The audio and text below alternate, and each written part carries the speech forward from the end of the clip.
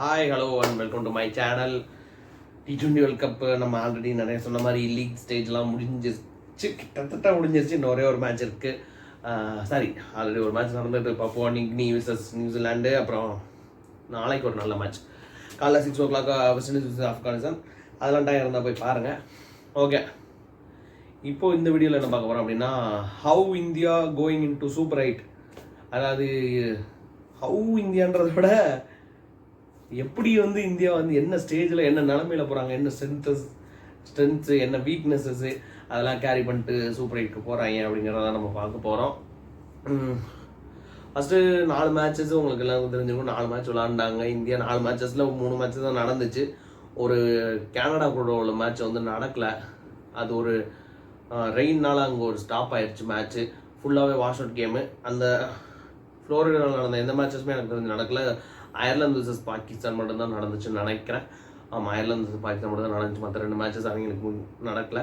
So இதனால இந்தியாவுக்கும் ஒரு நட்டம் இல்லை, கனடாவுக்கும் ஒரு நட்டம் இல்லை. ஏன்னா கனடாவுக்கு ஒரே ஒரு நட்டம் என்னென்னா, அவங்க இந்தியா கூட விளாட்டம் தான் அவங்களுக்கு ஒரு நல்ல ஒரு எக்ஸ்போஷராக இருந்திருக்கும். அது ஒன்று தான் அவங்களுக்கு ஒரு லாஸு. மற்றபடி இந்தியாவுக்கு என்ன நட்டம் அப்படின்னு பார்த்தீங்கன்னா, அவங்க பெஞ்ச் ஸ்ட்ரென்த்தை செக் பண்ண முடியலையோ அப்படிங்கிற மாதிரி ஒரு வருத்தத்தோட போவாங்க. மற்றபடி ஓகே, எல்லாம் ஓகே தான். ஓகே, ஹவு இந்தியா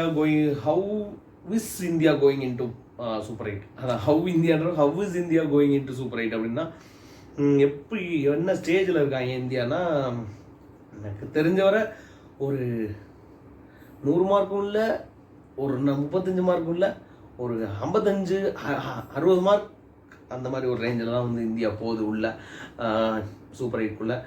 ரொம்ப ஒரு கன்வின்சிங்காக எல்லா மேட்சஸும் ஒரு ஆல்ரவுண்ட் பெர்ஃபார்மன்ஸ் கொடுத்த இந்தியா போகலை. அது எல்லாருக்குமே தெரிஞ்சிருக்கும். ஃபஸ்ட் மேட்ச்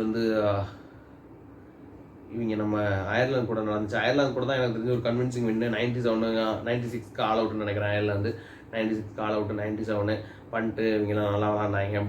பூம்ராலாம் பயங்கரமாக ஒரு பவுன்சர்ஸ்லாம் நிறையா போட்டார். ஸோ அக்ஷர் பட்டேல் கூட நல்லா போட்டார். ஸோ அயர்லாந்து மேட்ச் பெருசாக யாரும் எதிர்பார்க்கல. அடுத்துதான் எல்லாரும் ரொம்ப முக்கியமாக எதிர்பார்த்த ஒரு இந்தியா விசஸ் பாகிஸ்தான் மேட்ச் நடந்துச்சு. அது அவங்க எல்லாருக்கும் தெரிஞ்சிருக்கும். 119க்கு 7 விக்கெட்டோ 8 விக்கெட்டோ அந்த மாதிரி 20 ஓவரில் ஃபினிஷ் பண்ணாங்க. அதே பயங்கரமாக ஒரு சூப்பராக டிஃபெண்ட் பண்ணி இந்தியா முடிச்சிட்டாங்க. ஆனால் அதில் இந்தியாவோட ஒரு பேட்டிங் ஆர்டர் ஒரு பெரிய பெரிய கன்சர்ன்ஸாக இருந்துச்சு. நிறைய பேரோட பொசிஷன் பற்றி ஒரு கொஸ்டின்ஸ் வந்துச்சு. தூபேவாக இருக்கட்டும், ஜடேஜாவாக இருக்கட்டும், அப்புறம் ஸ்கையை கூட கொஞ்சம் பேர் கொஸ்டின் பண்ணாங்க. ஸ்கையை நிறைய பேர் கொஸ்டின் பண்ணல, கொஞ்சம் பேர் கொஸ்டின் பண்ணாங்க. ஸ்கையோட பிளேஸை கூட நம்பர் 1 T20 பேட்ஸ்மேன் சொல்லிட்டு ஸ்கேம் பண்ணுறான் அப்படி இப்படின்னு சொல்லிட்டு. அப்புறம் தூபேயும் இந்த மாதிரி ஒரு பர்டிகுலர் இடத்துல போட்டால் தான் அடிப்பான் தூபே அப்படிங்கிற மாதிரிலாம் நிறையா போச்சு. அந்த மாதிரி நிறையா ஜடேஜா தான் உள்ளதில் பயங்கரமான ஸ்கேமரு அப்படி இப்படின்னு சொல்லி நிறையா பேசினாங்க. அந்த மாதிரிலாம் ஒரு பெரிய டாப்ஸ் போயிட்டு இருந்துச்சு. பட் அவங்க ஒரு வின் பண்ண ஒரு இதில் இந்தியன் ஃபேன்ஸ்லாம் மறந்துட்டாங்க. நிறையா பேர் அன்றைக்கி தூங்கிட்டாங்க. நான் கூட ஒரு ட்ராவலில் இருந்தேன், அன்றைக்கி தூங்கிட்டேன். ஒரு 8 ஓவர் மட்டும் பார்க்கல, 8 ஓவர் தூங்கிட்டேன். ஸோ அந்த மாதிரி ஹோப்பே இல்லாத ஒரு மேட்ச்சில் இந்தியா பயங்கரமாக ஒரு ஹோப்போட ஒரு இது பண்ணாங்க. அதான் எனக்கு தெரிஞ்சு இந்தியாவுக்கு சூப்பர் 8ல் நடந்த ரொம்ப ஒரு இம்பார்ட்டண்ட்டான விஷயம் அப்படின்னு சொல்லி நான் நினைக்கிறேன். இவங்க இந்த சைடு அடுத்த மேட்ச்சு யூஎஸ்ஏ கூட உள்ள மேட்ச் தான். சொல்லப்போனால் இந்தியா பாகிஸ்தான் மேட்சோட யூஎஸ்ஏ இந்தியா மேட்ச் தான் ரொம்ப பரபரப்பான கட்டத்தில் இருந்துருக்குன்னு நினைக்கிறேன். ஏன்னா யூஎஸ்ஏ பாகிஸ்தானை வேறு பீட் பண்ணிட்டாங்க. இங்கிட்டு இந்தியா பாகிஸ்தானை பீட் பண்ணிட்டு இங்கே அயர்லாந்தை பீட் பண்ணிட்டு ஒரு 2-2 வின்னு. அவங்களும் கனடா அண்ட் பாகிஸ்தானை வின் 2-2 வின்ல வந்தாங்க. யூஎஸ்ஏ கூட டீசெண்டாக ஆடினாங்க. யூஎஸ்ஏ கூட ரொம்ப சொதப்பில் பவுலிங் வழக்கம் போல் யூஎஸ்ஏ நல்லா பவுலிங் போட்டு ஒரு இது பண்ணாங்க, கண்டெயின் பண்ணாங்க. பேட்டிங்லேயும் ரோஹித் சர்மா கோலி அடிக்கலை. இவங்க சூரியகுமார் யாதவும் தூபேவும் தான் ஒரு பார்ட்னர்ஷிப் போட்டு வின் பண்ணி கொடுத்தாங்க. ஸோ அது எப்படியோ ஓகே, ஒரு கொஞ்சம் டைட்டான மேட்ச் தான் இன்னும். ஆனால் இந்தியாவோட மேட்ச் தான் அது. ஏன்னா ஒரு ரொம்ப ஹோல்டு அவங்க யூஎஸ்ஏக்கு கொடுக்கல, அந்த மாதிரி தான் போச்சு. ஸோ எப்படியோ மேட்ச் முடிஞ்சு கிட்ட இப்போ அடுத்தடுத்த மேட்சஸில் தான் இருக்குது. ஏன்னா ஆப்கானிஸ்தான், ஆஸ்திரேலியா, அப்புறம் பங்களாதேஷ் கூட மேட்ச்சு. இதில் எனக்கு தெரிஞ்சு பெரிய பெரிய ஒரு கன்சர்ன் ஆஸ்திரேலியாவோட உள்ள மேட்சாக தான் இருக்கும்னு நினைக்கிறேன். அதெல்லாம் நம்ம அப்புறமா அடுத்தடுத்த ப்ரிவியூ வீடியோஸில் நம்ம அதை பற்றி டிஸ்கஸ் பண்ணலாம். அடுத்து இந்தியா மேட்சஸ் நடக்கிறப்போ. ஓகே, இப்போ எப்படி போகுது என்னன்னு பார்த்தீங்கன்னா, இந்தியாவோட பேட்டிங் ரொம்ப ஒரு கவலைக்கிடமான நிலைமையில தான் இருக்குது. ஏன்னா வந்து ஓப்பனர்ஸ் 2 பேருமே அடிக்கல, ஒரு பெரிய சீனியர் பிளேயர்ஸு, முக்கியமான இந்தியாவோட 2 தூண்கள் வந்து ஓப்பனிங் இறங்குறாங்க. ஆனால் 2 பேருமே அடிக்கலை.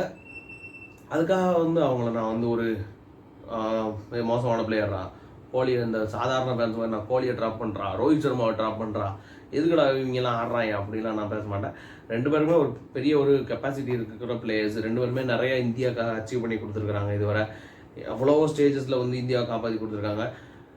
அது வந்து அதெல்லாம் அவங்க கண்டிப்பாக சூப்பர் 8ல் ஒரு ஃபயர் பண்ணாங்கன்னா, ஏன்னா அவங்க அடிக்க முடியாதது ஒரு யூஎஸ்ஏ பிச்சு கூட ஒரு காரணமாக இருக்கலாம். ஏன்னா யூஎஸ்ஏ பிச்சு அந்த மெயினாக நியூயார்க் பிச்சு வந்து ரொம்ப ஒரு மாதிரி அன்இவன் பவுன்ஸு, ரொம்ப பேட்ஸ்மேன்ஸால் யாராலையுமே அடிக்க முடியலை. கிளாசன் வந்து ஒரு வேர்ல்டில் கிட்டத்தட்ட இப்போ நான் நிறைய தடவை சொல்லியிருக்கேன், என்னைய கேட்டால் இப்போ வேர்ல்டில் வந்து நம்பர் 1 பேட்டர் வந்து ஹென்ரிக் கிளாசன் தான். அவராலேயே ஒரு அந்த பிச்சில் வந்து அடிக்க முடியல. ஒரு 42 பால்ஸு 44 ரன்ஸ் அந்த மாதிரி தான் அடிச்சார். ரொம்ப கஷ்டப்பட்டு அடித்தார். அவரே சொல்லியிருந்தார், இந்த பிச்சு வந்து ரொம்ப அடிக்கிற கஷ்டமாக இருக்குது, முடியல அப்படிங்கிற மாதிரி சொல்லியிருந்தாரு. ஸோ அது கூட மேபி ரோஹித் சர்மா அண்ட் விராட் கோலியோட ஃபெயிலியர்ஸ்க்கு காரணமாக இருக்கலாம். அவங்க ஒரு நல்ல விக்கெட்டில் இப்போ ஆஸ்திரேலியா ஒரு 180 சேஸ் பண்ணாங்க, ஆஸ்திரேலியா 200 கூட அடிச்சாங்க. அந்த மாதிரி ஒரு நல்ல வெஸ்ட் இண்டீஸில் ஒரு டீசெண்டான விக்கெட்டில் ஆடுறப்போ அவங்களோட பெர்ஃபார்மன்ஸஸ் வந்து மாறுறதுக்கு நிறைய சான்சஸ் இருக்குது. ஸோ அதை நம்ம வெயிட் பண்ணி தான் பார்க்கணும், எப்படி மாறுதா என்ன அப்படின்னு சொல்லிட்டு நம்ம வெயிட் பண்ணி தான் பார்க்கணும். மற்ற பிளேயர்ஸ் பார்த்தீங்கன்னா எனக்கு தெரிஞ்சு ஜடேஜாவோட ஃபார்மு, நம்ம ஆல்ரெடி சொன்ன மாதிரி ஜடேஜாவோட ஃபார்ம் வந்து ஒரு பெரிய கன்சர்னாக இருக்குது டீமுக்கு. ஜடேஜா இதில் மெயினான நான் ஒரி பண்ணுற விஷயம் என்னென்னா, ஜடேஜாவோட பேட்டிங் ஃபார்ம் ஓகே, பட் இவங்க ஜடேஜாவுக்கு பவுலிங்கே கொடுக்கல ஒரு லாஸ்ட் ஒரு மேட்ச்சில். அது வந்து நான் ஒரு பெரிய வார்னிங் செய்ய நான் பார்க்குறேன் ஜடேஜாவுக்கு. ஏன்னா எய்தர் ஒரு ஆல்ரவுண்டர் வந்து 2 டிபார்ட்மெண்ட்டும் பண்ணால் தான் அவருக்கு வந்து ஏதாவது ஒரு இதில் தப்பிச்சு அவரோட பிளேஸை வந்து ஹோல்ட் பண்ணிக்க முடியும் டீமில். ஆனால் அது ஜடேஜாவுக்கு நடக்கலை. அக்ஷர் வந்து அவரோட நல்லா பெர்ஃபார்ம் பண்ணுறதுனால அவங்களுக்கு அக்ஷர் பட்டேலுக்கு தான் ஒரு ப்ரிஃபரன்ஸ் கொடுக்குற மாதிரி இருக்குது. ஏன்னா அக்ஷர் பட்டேலை வந்து நம்பர் 4ல் கூட ப்ரமோட் பண்ணாங்க பாகிஸ்தான் கூட. ஸோ ஜடேஜாவோட ஃபார்ம் ஒரு பெரிய கன்சர்னு, தூபேவோட ஃபார்மும் ஒரு கன்சர்ன் தான். தூபே வந்து ஒரு நம்ம ஐபிஎல் ஒரு 1.5 சீசன் பார்த்த தூபே வந்து ஒரு ஃப்ரீ ஃப்ளோயிங் தூபே வா இவர் அப்படின்னு கேட்டாங்கன்னா கண்டிப்பாக வந்து ஃப்ரீ ஃப்ளோயிங்கான ஒரு தூபே கிடையாது. ரொம்ப ஸ்ட்ரகிள் பண்ணுறாரு, ஒரு பாடி லைனில் போட்டால் ஸ்ட்ரகிள் பண்ணுறாரு, கொஞ்சம் நிறையா செட்டில் ஆகிறதுக்கு டைம் எடுத்துக்கிட்டு இருக்கிறாரு.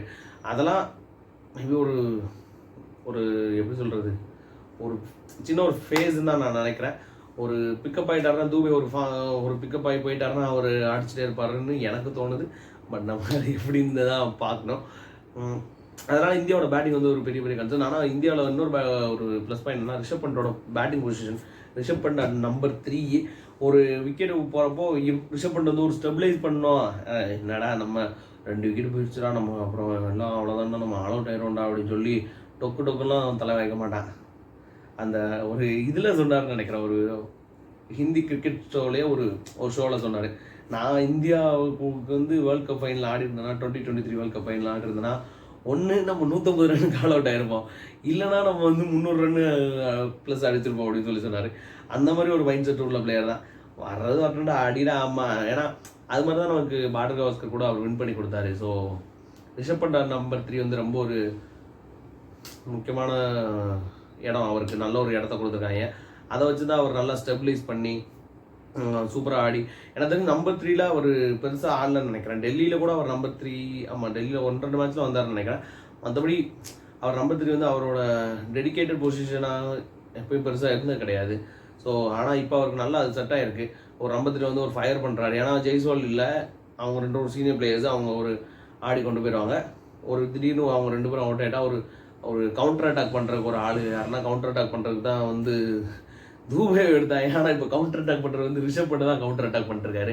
ஸோ ரிஷப் பண்டோட ஒரு ஃபார்ம் வந்து கொஞ்சம் நல்ல விஷயம் தான். இதெல்லாம் தான் எனக்கு தெரிஞ்சு இந்தியா இன்னும் கொஞ்சம் அந்த பேட்டிங்கை கொஞ்சம் நல்லா சரி பண்ணணும். ஃபீல்டிங்லாம் கொஞ்சம் நல்லா சூப்பராக தான் பண்ணிருக்காங்க. சிராஜ்லாம் கூட சூப்பராக கேட்ச் பிடிச்சாரு. ஸோ பேட்டிங் பெருசாக எனக்கு தெரிஞ்சு கிளிக் ஆகலை இந்தியாவுக்கு. அவங்க கொஞ்சம் ஒரு பாகிஸ்தான் பவுலிங்கை தவிர அவங்களுக்கு ரொம்ப த்ரெட்னிங்கான பவுலிங் இல்லை. மற்ற இதர் யூஎஸ்ஏவாக இருக்கட்டும், அயர்லாந்தாக இருக்கட்டும், அந்த மாதிரி அவங்களுக்கு ரொம்ப ஒரு த்ரெட்னிங் பவுலிங் இல்லை. அதனால் அவங்க வந்து சமாளித்து ஒரு மாதிரி பற்றி பண்ணிட்டாங்கன்னு வச்சுக்கோங்களேன்.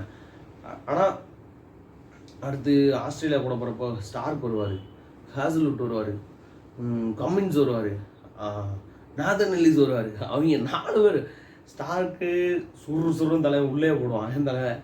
Cummins slow ball, off cutters நிறையா போடுவார். அது மாதிரி திடீர்னு ஒரு யாக்கர் கூட வைப்பார். ஹேஸ்வுட்டு ஒரு லென்த்தை கொடுத்துட்டிங்கன்னா அந்த லென்த்துலேயே போட்டுகிட்டே இருப்பான் தலைவன்.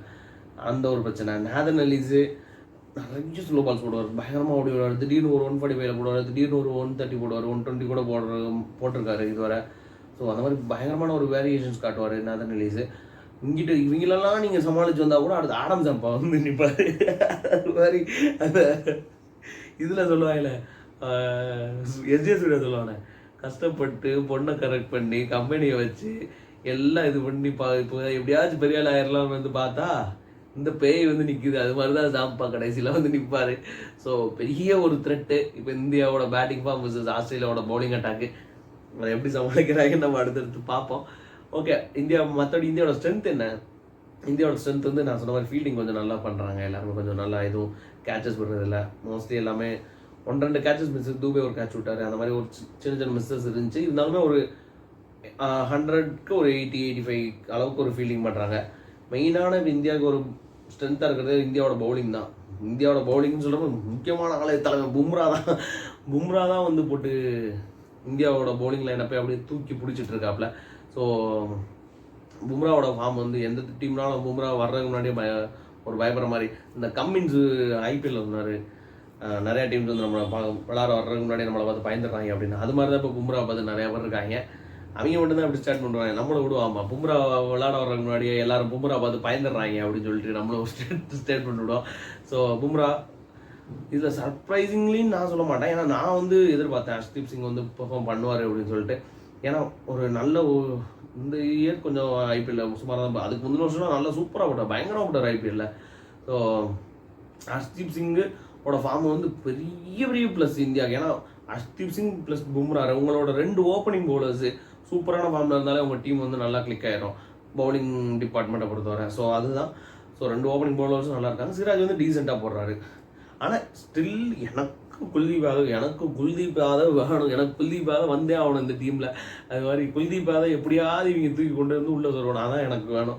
ஏன்னா குல்தீப் யாதவ் ஒரு நல்ல பவுலரு. இப்போ நீங்கள் ஓகே எடுத்துக்கிறோம். அப்படி குல்தீப் யாதவ் நீங்கள் சொன்ன மாதிரி எடுத்துட்டாங்கயா ஒரு 3 மேட்சும் சமாட்டி அப்படின்னு. அப்போ நான் குல்தீப் யாதவ் சப்போர்ட் பண்ணேன். ஏன்னா குல்தீப் யாதவுக்கு அந்த ஒரு கெப்பாசிட்டி இருக்குது. ஸோ குல்தீப் யாதவ் கண்டிப்பாக அவங்க எப்படியோ கொண்டு வர பார்க்கணும். ஸோ பவுலிங் தான் இந்தியாவோட ஒரு பெரிய ஸ்ட்ரென்த்தாக இருக்குது. அதை இது பண்ணணும். ஏன்னா இப்போ அதை தான் அவங்க யூட்டிலைஸ் பண்ண பார்க்கணும். மோஸ்ட்லி என்னை கேட்டால் அவங்க நிறையா மேட்சஸில் பவுலிங் ஃபஸ்ட் எடுக்கிறது இந்தியாவுக்கு வந்து ஒரு நல்ல விஷயமா இருக்கும். ஏன்னா கண்டிஷன் சூஸ் பண்ணி அவங்க விக்கெட் எடுத்தாங்கன்னா அது நல்ல விஷயமா இருக்கும் அப்படின்னு எனக்கு தோணுது. ஏன்னா மற்ற இப்போ இன்கேஸ் ஒரு சேஸ் பண்ணுறாங்கன்னு வச்சுக்கோங்க, ஒரு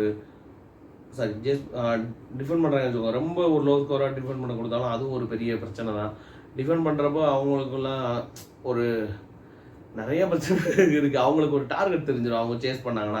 அந்த டைமில் நமக்கு ஒரு ப்ரெஷர் இருக்கும். ஏன்னா பாகிஸ்தான் மாதிரி எல்லா டீமும் உங்களுக்கு வந்து 71க்கு 2லேருந்து 112 வந்து நிற்க மாட்டாங்க. மற்ற டீம்ஸ்லாம் அடிப்பாங்க.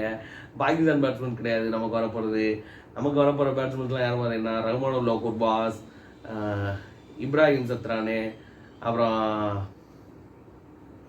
இவர் தலைவன் மிச்சல் மார்ஷு, ஹெட்டு. இங்கிட்டு பங்களாதேஷ்லாம் பெருசாக பயப்படுற மாதிரி பேட்டிங் கிடையாது. பங்களாதேஷில் ஒரே ஒரு ஆள் நான் பார்த்து கொஞ்சம் யோசிக்கிறேன்னா ஹிருதாய் மட்டும் தான். மற்றபடி பங்களாதேஷ் பேட்டிங்லாம் பெரிய த்ரெட் கிடையாது. ஸோ இதெல்லாம் எப்படி இது பண்ணி இந்தியா வந்து சூப்பர் 8ல் நல்லபடியாக பெர்ஃபார்ம் பண்ணுறாங்களா அப்படின்னு சொல்லி நம்ம வெயிட் பண்ணி தான் பார்க்கணும். வேறு என்ன, இதுதான் இந்தியாவோட ஃபிக்சர்ஸ் வந்து ஒரு தேர்ஸ்டேலேருந்து இந்தியாவுக்கு மேட்ச் இருக்குதுன்னு நினைக்கிறேன். Super 8 matches. சூப்பர் 8 மேட்சஸ்லாம் இந்தியா வந்து இது பண்ணி செமிஃபைனல் வந்துடுவாங்களா இல்லை வந்து சூப்பர் 8ல வெளியே போயிடுவாங்களா? எனக்கு தெரிஞ்சு செமிஃபைனல் வர நிறையா சான்சஸ் இருக்குது. மோஸ்ட்லி ஆப்கானிஸ்தானையும் இவங்களையும் இந்தியா வந்து அடிச்சிடும்னு எனக்கு ஒரு நம்பிக்கை இருக்குது. ஆஸ்திரேலியா மேட்ச் டஃப்பாக போகும். ஸோ அதை நம்ம வெயிட் பண்ணி தான் பார்க்கணும் என்ன நடக்குதுன்னு. உங்களுக்கு வேறு ஒப்பீனியன்ஸ் இருந்துச்சுன்னா கமெண்ட் பண்ணுங்கள். அப்புறம் இந்த வீடியோ பிடிச்சிருந்தா லைக் பண்ணுங்கள். உங்கள் ஃப்ரெண்ட்ஸ்க்குலாம் கொஞ்சம் ஷேர் பண்ணி விடுங்க. அப்புறம் என் சேனலை கொஞ்சம் சப்ஸ்கிரைப் பண்ணிக்கோங்க. தேங்க்யூ.